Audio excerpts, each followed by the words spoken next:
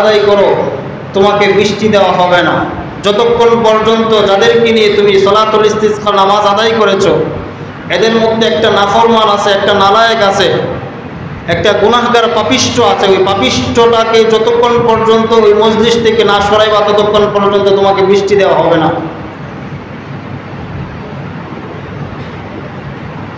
তো নবী মূসা আলাইহিস সালামকে আল্লাহ তাআলা বললেন, যাও গিয়ে উপরে উঁচু জায়গায় দাঁড়িয়ে তুমি ঘোষণা করো এই মজলিসের মধ্যে এমন পাপিষ্ঠ আর এমন গুনাহগার কে আসো যার কারণে আল্লাহ তাআলা বৃষ্টি দিচ্ছেন না। খরচ হয়েছে, যাকাত তারা সঠিকভাবে আদায় করবে না, তখন তোমাদের জন্য আল্লাহ তাআলার পক্ষ থেকে আসমানের বৃষ্টি বন্ধ করে দেওয়া হবে। আল্লাহর পক্ষ থেকে আসমানের বৃষ্টি বন্ধ করে দেওয়া হবে যদি যাকাতের হুকুম, যাকাতের বিধান সঠিকভাবে আমরা পালন না করি। নবীজি সাল্লাল্লাহু আলাইহি ওয়াসাল্লাম বলেন, আল্লাহ তাআলা এই যাকাতের বিধান সঠিকভাবে পালন না করার কারণে এমনভাবে বৃষ্টি বন্ধ করে দিতেন, যদি জমিনের মধ্যে অন্য কোনো প্রাণী না থাকত তাহলে আল্লাহ তাআলা কিয়ামত পর্যন্ত বৃষ্টি বন্ধ করে দিতেন। নাউজুবিল্লাহ। অপরাধ কি? অপরাধ হলো যাকাত সঠিকভাবে আদায় না করা। আমরা আমাদের দেশে প্রচলন হলো, আমাদের দেশে রেওয়াজ আর নিয়ম হলো, রীতি হলো যে আমরা রমাদান মাসে শুধু যাকাত আদায় করি। রমাদান মাস আসলে আমরা যাকাতের কথা স্মরণ হয়। যাকাতটাকে রমাদানের জন্য নির্দিষ্ট করে নিয়েছি, কিন্তু একজন মুসলমানের উপর যখন যাকাত ফরজ হবে, এক বছর অতিক্রান্ত হওয়ার পরেই তার উপর যাকাত ফরজ, তৎক্ষণাৎ যাকাত আদায় করে দেওয়া। তারপরেও যেহেতু আমাদের দেশের একটা রেওয়াজ আর রীতি যে আমরা যাকাত আদায় করি রমাদান মাসে, রমাদান মাস আমাদের থেকে অতিবাহিত হয়েছে খুব বেশি দিন হয়েছে। কতদিন?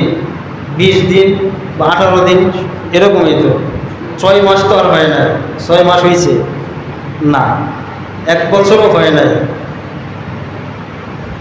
তো আল্লাহ পাকের পক্ষ থেকে গরমের তীব্রতা, বৃষ্টি না আসার কারণ কি বুঝতে পারছেন? এবার বুঝেন নাই?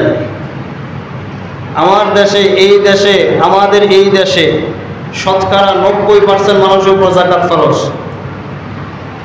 বিশেষ করে ঢাকার শহরে, গ্রামগঞ্জে না, বিশেষ করে ঢাকার শহরে শতকরা 90% মানুষের উপর যাকাত ফরজ। খবর নাই, বেখিয়ালির সাথে আমরা চলছি। যারা যাকাত আদায় করছে সর্বোচ্চ 30% মানুষের যাকাত আদায় করছে, তারাও আবার এখানে কারচুপি করছে, চুরি করছে। যাকাতের মধ্যে চুরি করছে। 1 লক্ষ টাকা যদি যাকাত আসছে, 1 লক্ষ টাকার মধ্যে 10,000 টাকা দিয়ে লুঙ্গি আর কাপড় কিনে হাদিয়া দিয়ে শেষ করে দিয়েছে। কারণ 1 লক্ষ টাকা দিলে যদি টাকা কমে যায়, আবার বনি ইসরাঈলদের চিন্তাও করছে সামনে দুর্ভিক্ষ আসতে পারে, দুর্ভিক্ষ আসলে তো আমার টাকা পয়সা থাকবে না, তো দুর্ভিক্ষ আসলে যেহেতু টাকা পয়সা থাকবে না, আমি চলবো কীভাবে, আমার পরিবার চলবে কীভাবে, এই চিন্তাও করছে। আল্লাহ পাকের পক্ষ থেকে ঘোষণা, নবীজি সাল্লাল্লাহু আলাইহি ওয়াসাল্লাম বলেছেন, যাকাতের মধ্যে যারা কারচুপি করবে, যাকাত সঠিকভাবে আদায় না করার কারণে আল্লাহ তাআলা আসমানের বৃষ্টি বন্ধ করে দিবেন। আল্লাহ তাআলা বৃষ্টি বন্ধ করে দেওয়ার কারণ বুঝছেন তো? বিভিন্ন জেলায় বিভিন্ন গ্রামগঞ্জে সালাতুল ইস্তিসকা, বৃষ্টির জন্য নামাজ আদায় করছেন ওলামায়ে কিরামগণ, কিন্তু বৃষ্টি হচ্ছে না, বৃষ্টি হইতেছে না। বৃষ্টি না হওয়ারও কারণ আছে। আপনারা ইতিহাস শুনেছেন, নবী মূসা আলাইহিস সালাম তার উম্মতকে নিয়ে বৃষ্টির জন্য সালাতুল ইস্তিসকা নামাজ আদায় করেছিলেন। সালাতুল ইস্তিসকা নামাজ নবী মূসা আলাইহিস সালাম যখন আদায় করেছেন, তখন বৃষ্টি হচ্ছে না। তো আল্লাহ তাআলার কাছে নবী মূসা তো কালিমুল্লাহ, আল্লাহ তাআলার সাথে সরাসরি কথা বলেন। তিনি নবীজি আল্লাহ তাআলার সঙ্গে মূসা আলাইহিস সালাম কথা বললেন, ও আল্লাহ, আমি বৃষ্টির জন্য সালাতুল ইস্তিসকা নামাজ আদায় করলাম আমার উম্মতকে নিয়ে, আপনি এখনো বৃষ্টি দিচ্ছেন না, কারণটা কি? আল্লাহ রাব্বুল আলামিন মূসা আলাইহিস সালামকে বললেন, তুমি যদি একবার নয় হাজারবার লক্ষবারও যদি তুমি সালাতুল ইস্তিসকার নামাজ আদায় করো, তোমাকে বৃষ্টি দেওয়া হবে না, যতক্ষণ পর্যন্ত যাদেরকে নিয়ে তুমি সালাতুল ইস্তিসকার নামাজ আদায় করেছো এদের মধ্যে একটা নাফরমান আছে, একটা নালায়েক আছে, একটা গুনাহগার পাপিষ্ঠ আছে। ওই পাপিষ্ঠটাকে যতক্ষণ পর্যন্ত ওই মজলিস থেকে না সরাইবা ততক্ষণ পর্যন্ত তোমাকে বৃষ্টি দেওয়া হবে না।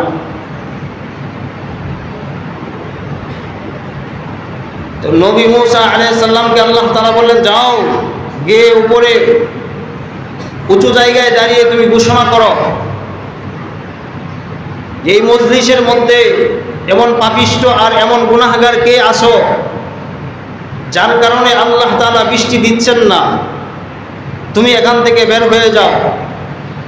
তো নবী মূসা আলাইহিস সালাম উঁচু জায়গায় এসে দাঁড়িয়ে কওমের লোকদেরকে, উম্মতদেরকে সকলকে একত্রে ডেকে বললেন, তোমাদের মধ্যে এমন কোনো পাপিষ্ঠ ব্যক্তি যদি থেকে থাকো যার কারণে আল্লাহ তাআলা বৃষ্টি দিচ্ছেন না, তুমি আল্লাহর হস্তে বের হয়ে যাও।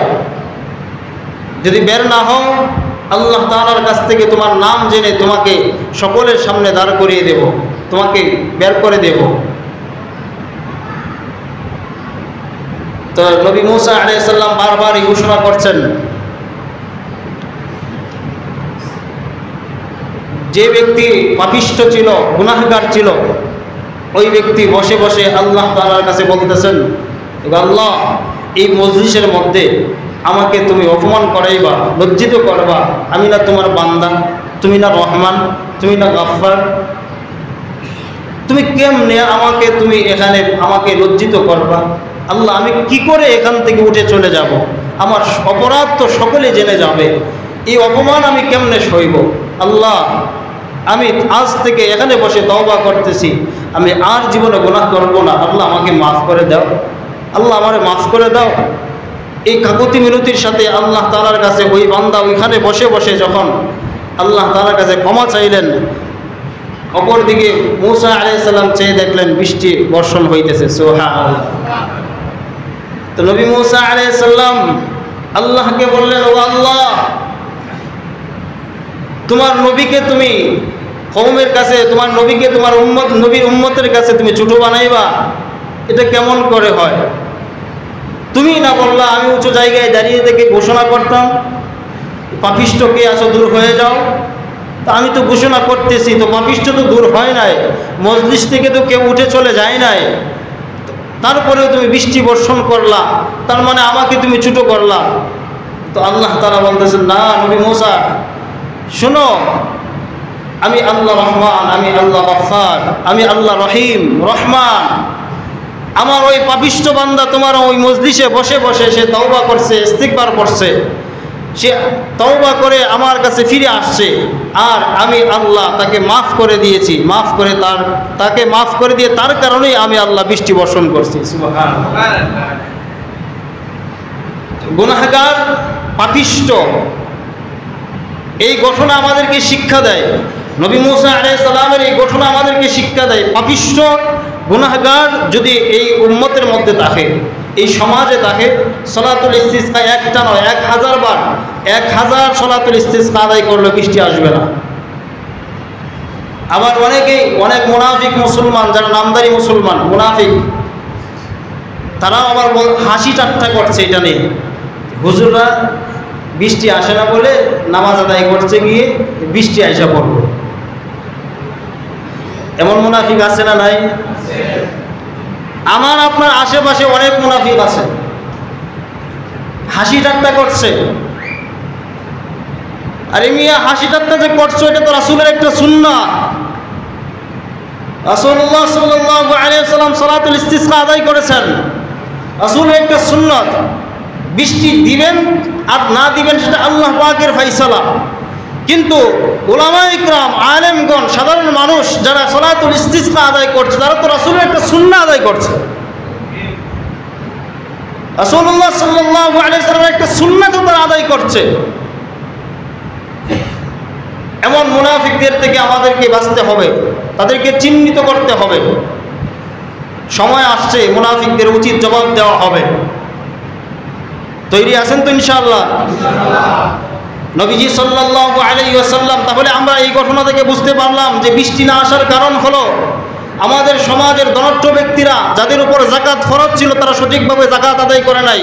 কারণ নবীজি সাল্লাল্লাহু আলাইহি ওয়াসাল্লামের স্পষ্ট ঘোষণা, যদি যাকাত সঠিক করে আদায় না করে, যাকাতের বিধান সঠিকভাবে পালন না করে, মানুষ যাকাত আদায় না করে, তাহলে আল্লাহ তাআলা আসমান থেকে বৃষ্টি বর্ষণ বন্ধ করে দিবেন। আল্লাহ তাআলা কিয়ামত পর্যন্ত বন্ধ করে দিতেন যদি এই জমিনের মধ্যে পশু পাখি জীব জন্তু না থাকতো। আল্লাহ তাআলা তাদের জন্য বৃষ্টি দিবেন, কিন্তু আল্লাহ তাআলা শাস্তি দিবেন, এই শাস্তি ভোগ করতে হবে। এমন মুনাফিক বেঈমানদের জন্য যারা আল্লাহর হুকুমকে অবাধ্য করে, আল্লাহর হুকুমকে ডিঙ্গে নিজ নিজ মত অনুযায়ী, পথ অনুযায়ী, যারা নিজের মত অনুযায়ী যাকাতের বিধান পালন করছে, তাদের জন্য আজকের এই শাস্তি।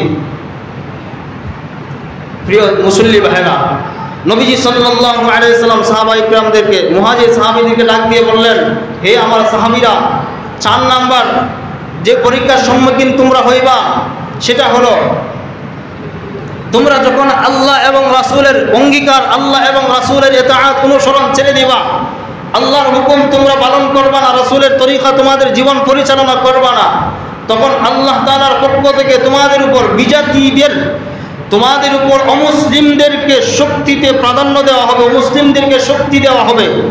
অমুসলিমরা তোমাদের চাইতে শক্তিশালী হয়ে যাবে, তোমাদের চাইতে